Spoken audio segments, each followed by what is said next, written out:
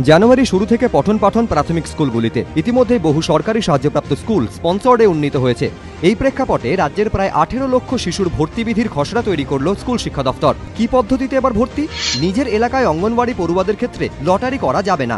প্রাথমিক বা প্রাক প্রাথমিকে ভর্তির ক্ষেত্রে সরাসরি ভর্তির সুযোগ পাবে অঙ্গনওয়াড়ি পড়ুয়ারা। শহরে 8 কিলোমিটার ও গ্রামে 1 কিলোমিটারের দূরত্ব এক্ষেত্রে ভর্তির শর্ত। পাশাপাশি একই ক্যাম্পাসে প্রাথমিক ও মাধ্যমিক স্কুল থাকলে পঞ্চম শ্রেণীতে সরাসরি সুযোগ পাবে নিজের স্কুলের পড়ুয়ারা। তারপরেও আসন ফাঁকা থাকলে সেক্ষেত্রে লটারি হবে। সরকারি স্কুলে ভর্তির ক্ষেত্রে বলবৎ থাকছে লটারি।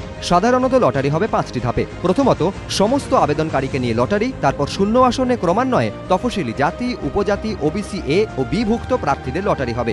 সরকারি স্কুলে একরকম বিধি, খানিকটা আলাদা নিয়ম সরকারি সাহায্যপ্রাপ্ত ও স্পন্সর স্কুলে। সেক্ষেত্রে দুটি পৃথক ভর্তির বিজ্ঞপ্তি প্রকাশ করার কথা সরকারের।